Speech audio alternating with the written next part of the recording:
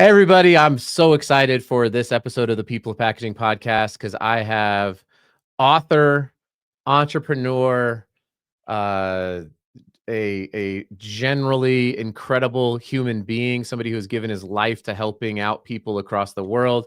So I'm joined by Paul Rice. He is the founder of Fair Trade USA. Paul and I met at the Velocity Institute event down in Phoenix around sustainability. It was fantastic. We ended up sitting next to each other. We were both speakers. It was a great event. So I'm excited to talk about Paul's book. Everybody should go buy it right now. Every purchase matters. And by the way, if you listen to the podcast, at some point in time, I'm going to tell you how you can get your own copy. We've had a sponsor who has been so generous in helping disseminate copies of this book. So if you want to get a copy of this, please tune into the podcast at some point in it. I will let you know how you can get your hands on one of these for free. So let's get going. Hey, good evening or good morning or good afternoon. I don't know if that, do you say good afternoon? Yeah, that's a word. Whatever time you're listening to this podcast, thank you so much for taking some time out of your day. It's considered TV, right? I'm guessing. We're live on the YouTube. Live on the YouTube. Not in Belarus, though, told. For paper, you have to flatten it before you receive. I'm guessing they don't crush everything before they're collecting paper. Like 3D objects get routed away. If you leave your paper like a box, if you leave it assembled, the likelihood that it's going to be the back goes down. Thank you so much for taking some time out of your day to listen to the people of packaging.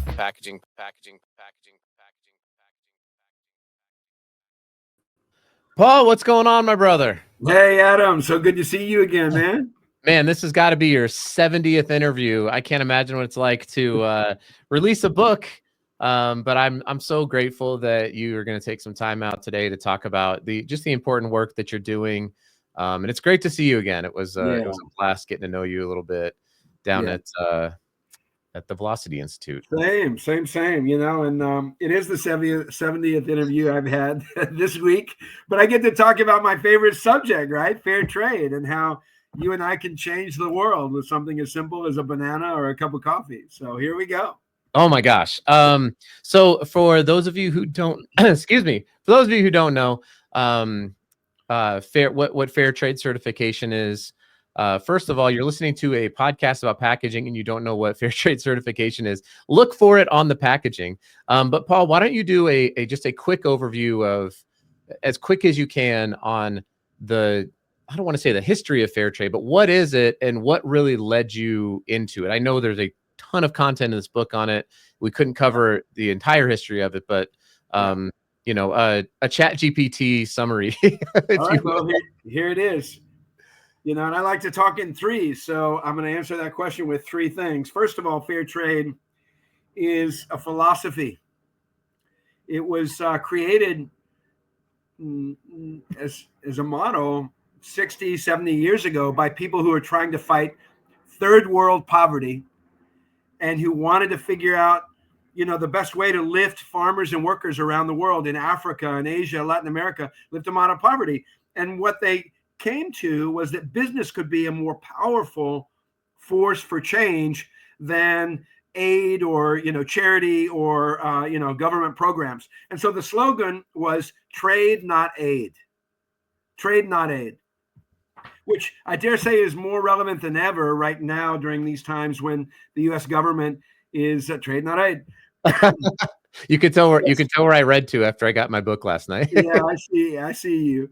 The U.S. government is shutting down aid programs. Well, what do we have left? We have trade. We have equitable trade. We have a way to make sure that farmers and workers get a fair price for their harvest. So fair trade is a philosophy. It's an approach to global problems like poverty and climate change, number one. Number two, fair trade is a movement. So we have recruited millions of farmers around the world and thousands of U.S. companies and millions of U.S. consumers to this notion that everyone can win. This notion that was something as simple as, a package of coffee, you can reach halfway across the world and make sure that family has enough money to stay on the land and keep their kids in school. So it's a movement. And finally, wait, before you get to number three, though, I got to interrupt you because one of the greatest things that I've ever done in my life was I got to do a traditional Ethiopian coffee tasting with an Ethiopian cool. family when I lived in Fort Collins. If you get a chance to do it, go to an Ethiopian restaurant, ask them if they do it. It took about 3 hours. It was fantastic. So I just had to mention that. Number 3, tell me what number 3 is. Well, number 3, and you're familiar, and our listeners are familiar with the notion of standards and certification. So fair trade is a standard, right? It's a 200-point checklist of rigorous labor, social, and environmental criteria that farms and now factories adhere to and agree to get audited against. So we have an annual audit. Independent auditors go onto the farms, go into the factories. They make sure that there's no child labor, that there's no slave labor, that they're not using the worst chemicals, like all the things, right? And when farms and factories meet that rigorous standard, they get certified, and they can wear the Fair Trade certified label on their product for a year. And on the market side, and here's the punchline, all of our market partners, from Walmart to Whole Foods and everyone in between, agree to pay more money back to the farmer. It's a small premium. In many products, it's a penny or 2 pennies per unit. But that ends up being literally millions of dollars. Last year, we sent over $100 million in impact premiums back to farmers and workers around the world. And they invest that in health and education and reforestation and gender equity and all the cool things. So fair trade is a way to lift communities out of poverty through our everyday purchases. There you go. Yeah. How's that? That was perfect. I love it. And was that Chat GPT worthy? Let me ask. No, I think that's phenomenal. And as somebody who has, for me, I've been able to travel quite a bit. I know that you have been able to do an extensive amount of, way more than I have. But been to India and to some of the poorest parts of India, been to Africa and some of the poorest parts of Africa, and you realize just how much we can impact change from our position here in the U.S. Actually, it's why I love the title of your book, Every Purchase Matters, right? Like you really can make a difference in seeking out fair trade certified products, because because of that mark, that you're making a difference in the lives of other people. So for me, what drove me is my connection to my faith. That was what compelled me, was this deeply held belief that every person is worthy, that every human being has value, that they are beautiful, that they are wonderful. Every human being who's ever been. So that's what drove me. I'm curious, what is your why? What is it that drove you to not only fund this organization, but commit your life to it? Yeah. So I was raised by a single mom. Life was challenging. When I grew up, we didn't have a lot of money. And my mom grew up on a farm in Oklahoma. Her dad was actually a farm worker, a cotton picker. And she grew up in tremendous hardship as a kid. In fact, she was the first person in her entire family ever to go to high school. And when I was growing up, she ended up going on to college and got her PhD at the age of 50. Bless her heart. My mama was such an inspiration to me. And I grew up with these stories of the hard life on the farm. So I had never lived on a farm, but I always had this deep sense of care and empathy and sympathy for farming folk. And so at the university, I ended up studying international development and issues around social justice and poverty, and decided I wanted to commit my life to that. So at the tender age of 22, fresh out of college, I bought a one-way ticket to Nicaragua, and I went to work with farmers there. And I thought I'd stay for a year or two. Adam, I ended up staying for 11 years. Wow. From age 22 to age 33, I fell in love with the country. I met my Nicaraguan wife, fell in love with her. I had a kid, and I was Pablo. You're talking to Paul, but back in the day, I was rocking the mustache. I was Pablo. And, it was an amazing life because I got to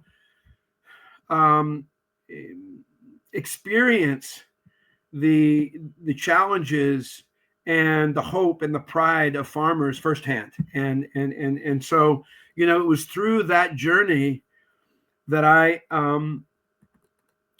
first of all, just decided that my calling was to spend my life doing everything I could to improve the lives of farmers and to help them protect the ecosystem on behalf of all of us. Mm-hmm. And kind of by accident heard about fair trade while I was there and ended up starting the first fair trade coffee co-op. And that was an incredible journey. I led that co-op for 4 years, and I helped organize 3,000 small family farmers, 1 acre or 2 acres each. But through economies of scale, we were able to export, by the end of it, hundreds of containers of coffee to fair trade buyers around the world who paid us a much higher price. And with that extra money, we invested in education and healthcare. We dug wells in communities and brought clean drinking water into communities for the first time. We supported women's empowerment, women that wanted to start their own businesses. We had a microloan program. We planted trees. We did all this cool stuff, and thanks to nobody's charity. And so, the most exciting thing about that journey for me was observing this process of farmers developing self-confidence and hope and pride and solving their own problems, becoming the architects of their own future rather than depending on someone else to solve their problems for them. So I became, at that point, a lifelong fair trader. It's what motivated me and inspired me to move back to the U.S., to shave off my mustache and become Paul again. And I started Fair Trade USA in '98. I've been, doing it for the last 26 years. And so that's what inspires me. That is my faith, my faith in humanity, and my belief that business can and must be a force for good in the world. Yeah. It reminds me of a book that I read early on in my pastoral career, which is called When Helping Hurts. And it was the same kind of concept, right? That when we can empower people to be to have dignity in their job, and when they can work for a good living wage, that's what people want. They don't really particularly just want handouts and to be perpetually in a welfare state that's just dependent on aid all the time. But really, when you say to somebody, you have value and you have valuable, you're making valuable things, and the world can have that. There's something just so beautiful and dignifying about that. So I love it. Well, Paul, let's do something here real quickly. So we're gonna hear a little bit from our sponsors. When we come back, I'm gonna let everybody know. I want to talk more about the book, and we're gonna let people know how they can get a copy of it. I might have to limit it depending on how many people reach out to me on LinkedIn, but we do have somebody very generously who said, I want to buy some copies of this book for some people. So cool. Let's jump to this break. You can get some water. Got about a minute, and we will be right back here with Paul Rice, author of Every Purchase Matters. Are you tired of managing your specs in spreadsheets, PDFs, or relying on suppliers to do it for you? Learn how SpecRite can help you digitize and take control of your product and packaging specifications to drive sustainability reporting, SKU rationalization, and better collaborate across departments and with your suppliers. Go to SpecRite.com to learn more.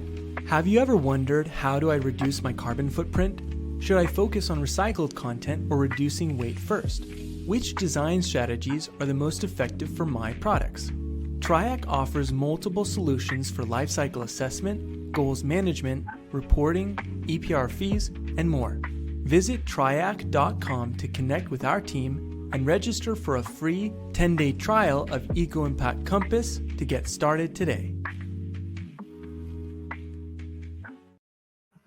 All right, we are back here with Paul Rice.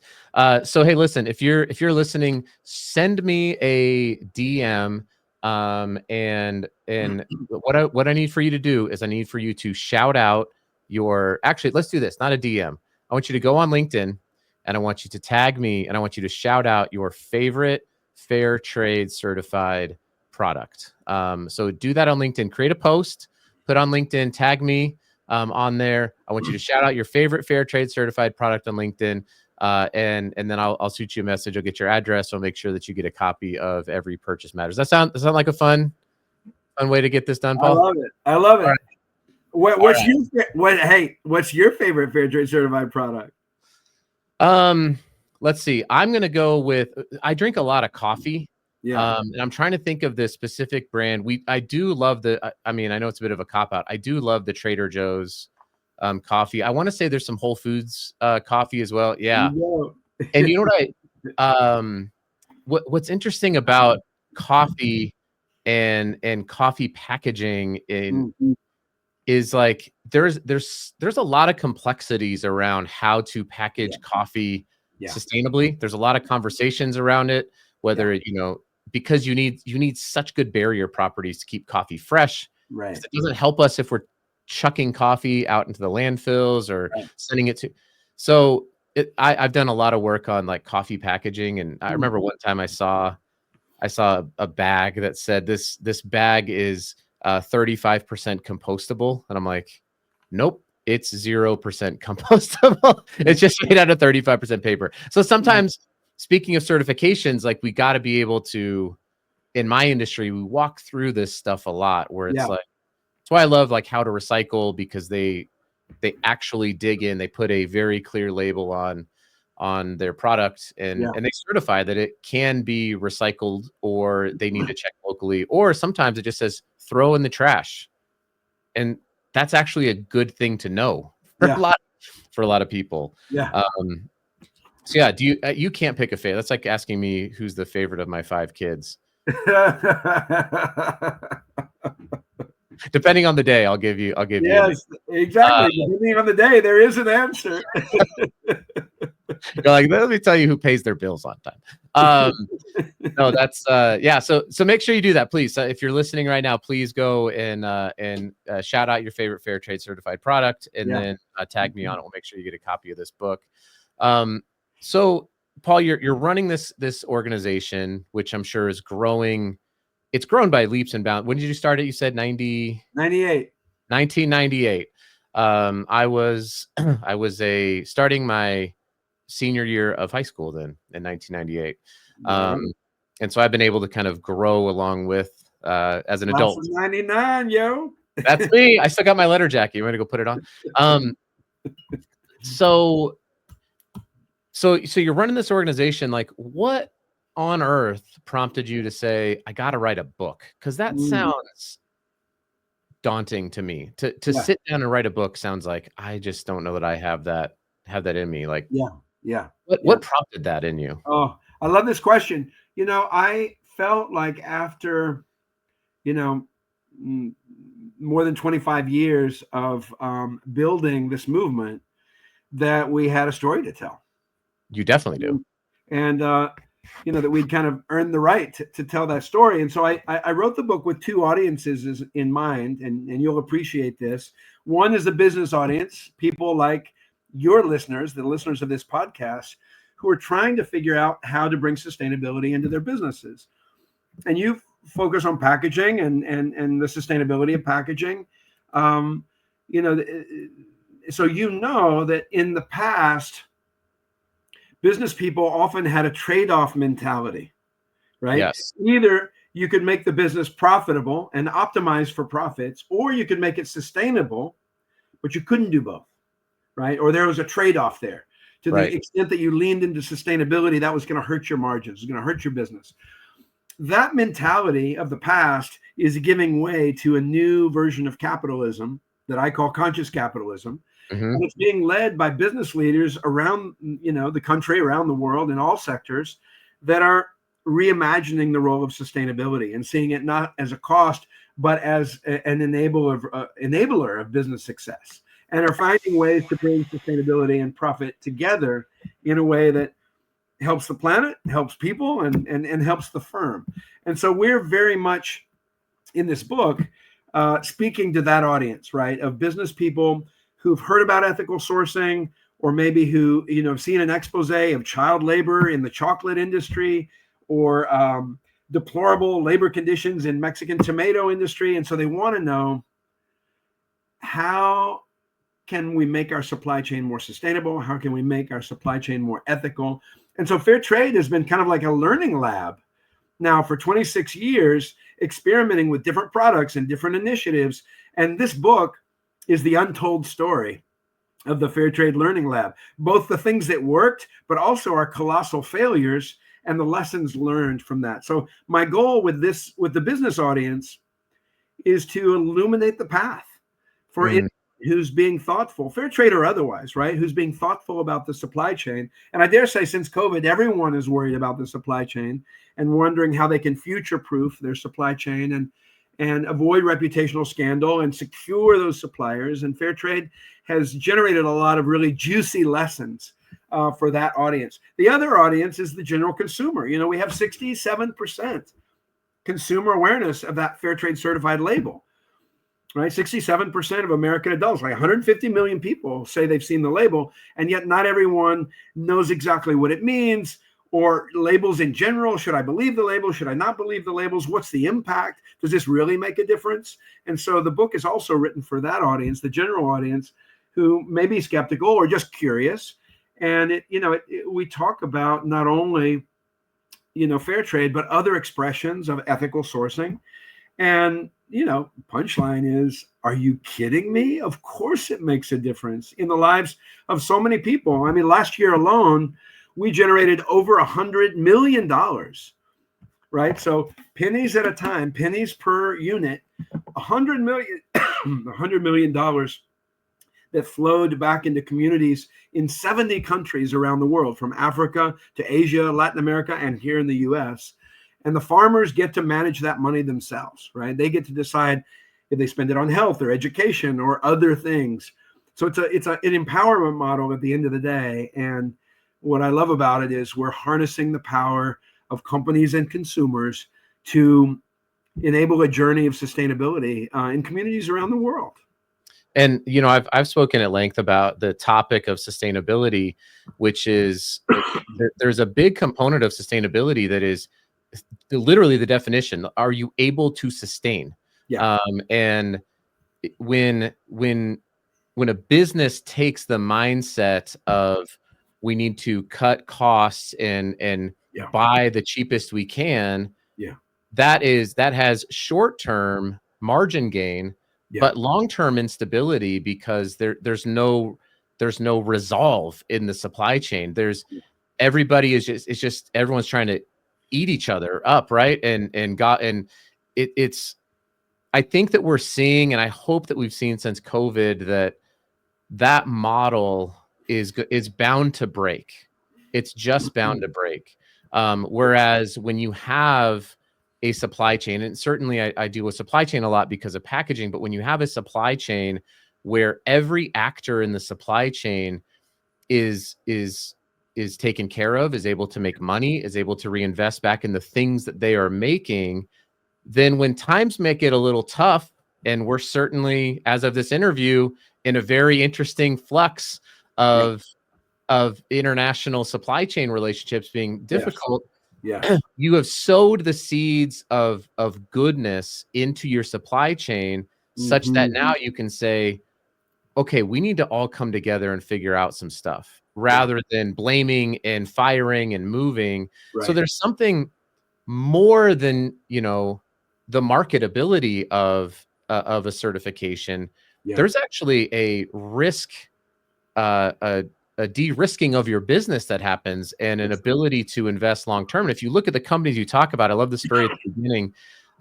You kind of talk about a failure with Starbucks, but you look at some of these companies that are out here supporting your book, and you'd say, who's set up to be resilient? It's going to be the Whole Foods of the world, that are out there, that are taking care of farmers and taking care of workers. So there's a lot to it. Yeah. I'm excited to read through the whole thing. Honestly, I'm going to devour this book.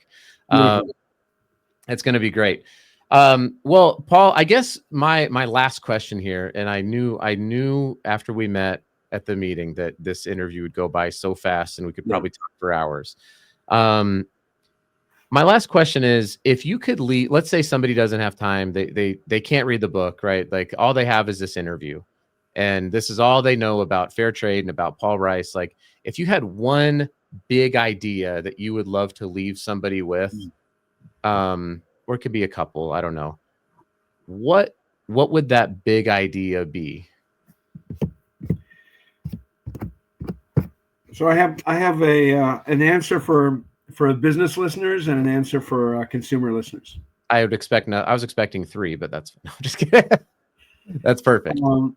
If you're in a business and you're thinking about the sustainability of your business, the impact of your business on climate change and on farmers and workers in the supply chain, you have to be wondering, how do you successfully de-risk the supply chain? To your earlier point, I mean, COVID taught us that supply chains are incredibly fragile, and disruption of supply chains can really hurt a business. And so my view, because I've been in this movement now for almost 40 years, my view is that American business people are increasingly looking at supply chain security, maybe not through the lens of how can I make the world better, just simply how can I bulletproof my supply chain from the fluctuations and the risks that are inherent in global trade. And so, fair trade and things like it are a powerful response to that, because it starts with transparency.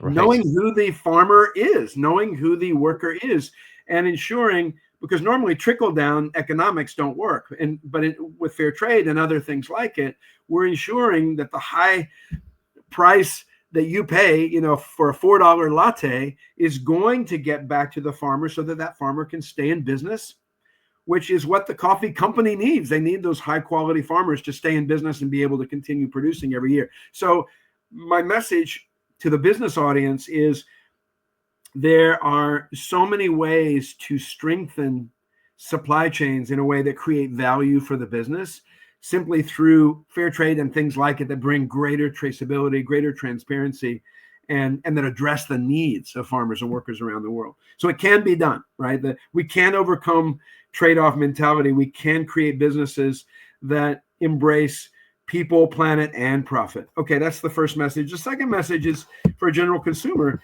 I think so many of us are wondering what we can do right now. The news cycle is deeply disturbing. And I think people are wondering,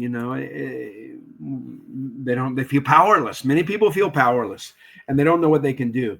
And, the news is full of the powerful people, the billionaires and the politicians who are making all these changes.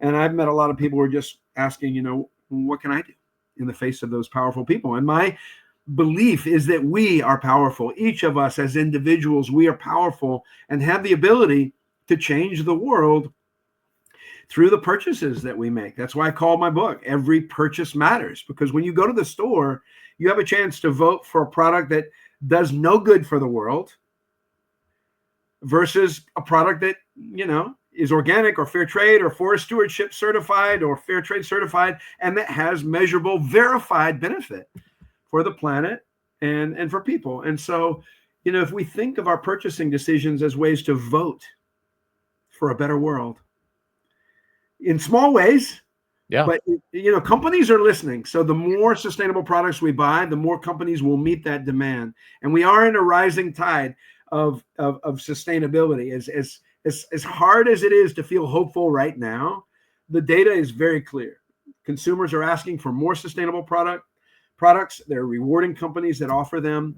And so I feel hopeful and optimistic that the conscious consumer and the conscious business community will prevail and outlast any particular government administration in this country. And I will say, for the companies out there who don't think that being a conscious company, you may just find yourself as being unconscious and not being around. There's a pretty big risk of that happening. Well, Paul, I really appreciate you coming on.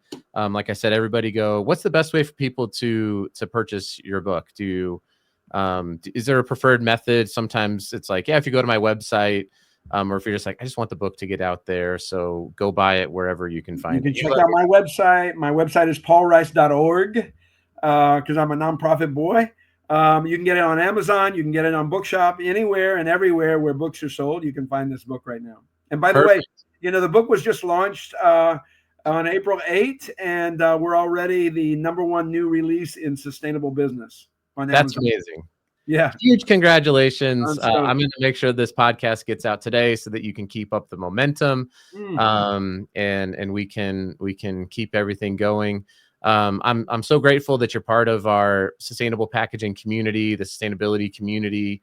You've been a leader. You're just somebody that is doing things for the right reasons, and I know that I'm incredibly appreciative to have met you and to know you.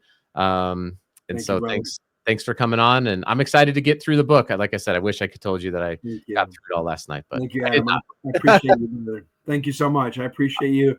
I appreciate your voice and everything that you're doing, getting the word out about sustainability and whether it's worker wages in Ethiopia or the sustainability of our packaging. There is such an important spectrum of ways that each of us can make a difference in our businesses, through our investments, and through our purchasing decisions. And truly, every purchase matters. And with that, we'll say goodbye. Thanks everybody for listening. Thank you, Paul, for coming on. Please feel free to share this, like, subscribe, and make sure that you shout out your favorite fair trade certified company on LinkedIn. Thanks, Paul.